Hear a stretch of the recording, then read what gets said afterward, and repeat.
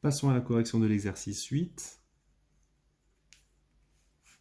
Donc dans l'exercice 8, première question, est-ce que 288 et 224 sont premiers entre eux? Alors attention, je vous rappelle, premier entre eux, ça ne signifie pas premier, puisqu'ici, de toute façon, lui, il n'est pas premier, puisque on voit bien qu'il est dans la table de 2, et 224 aussi est dans la table de 2. Donc ici, par exemple, on sait déjà que le PGCD, il est forcément plus grand que 1. Donc on peut l'écrire, par exemple, comme 2 est un diviseur de 288 et ça c'est important que ce soit les deux, et de 224, le PGCD de 288 et 224 ne peut pas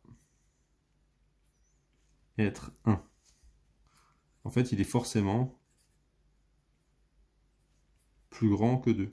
Plus grand ou égal à 2. Donc après, que ce soit 3, 10 ou 15, ça ne nous regarde plus. La seule chose qui nous intéresse, c'est que c'est pas 1. Et donc si c'est pas 1, il ne peut pas être premier entre eux. Maintenant, si vous prenez votre calculatrice et que vous tapez maths PGCD 288, point virgule,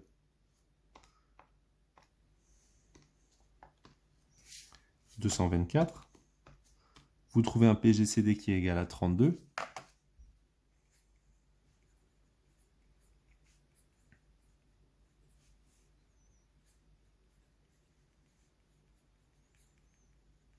Si vous l'aviez calculé et que vous avez dit que c'est différent de 1, ça fonctionne aussi. La seule chose que j'ai faite ici, moi, j'ai trouvé quelque chose qui était forcément plus grand que 1, donc pas égal à 1, et donc c'était pas deux nombres premiers entre eux.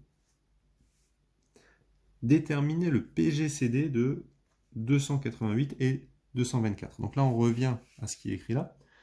On va donc utiliser la méthode des soustractions successives.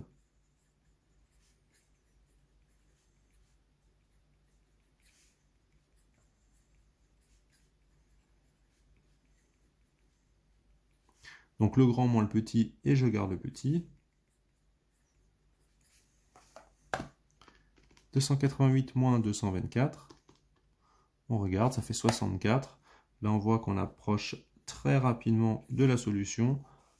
Donc PGCD de 64.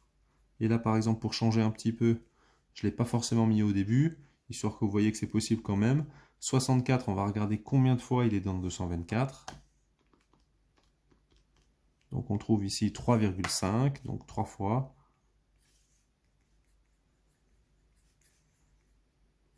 Donc 64, ici le résultat ça fait 32, et donc PGCD de 64 moins 32, point virgule 32, là ça fait 0.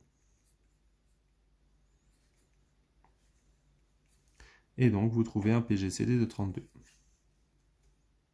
Grâce à ce PGCD, comme pour toutes les questions précédentes, on peut simplifier ici la fraction en une seule étape, en divisant en haut et en bas par 32. Donc ici, pour changer un petit peu, moi je vais utiliser la fonction simple de ma calculatrice. Donc je tape ici pour avoir la fraction. 224, je vais en bas, 288. Il me donne une version. Là, je ne sais pas si vous avez vu, mais il y a une flèche. Ça veut dire que cette fraction-là, elle peut être simplifiée. Donc en tapant sur la touche simple, je mets entrée. Il me dit si simplifie par 2, il trouve la fraction qui est là. Donc je poursuis, simple. On a une nouvelle fraction qui peut encore être simplifiée. J'appuie sur simple. Elle peut encore être simplifiée. Je rappuie. Elle peut encore être simplifiée. Et donc je trouve 7/9. Alors on pourrait très bien, quand on a cette fraction-là, essayer de voir si ça fonctionne avec celle-là en revenant dans l'autre sens. On fait 7 fois 32. On trouve bien 224 et 9 fois 32. Et on trouve bien 288.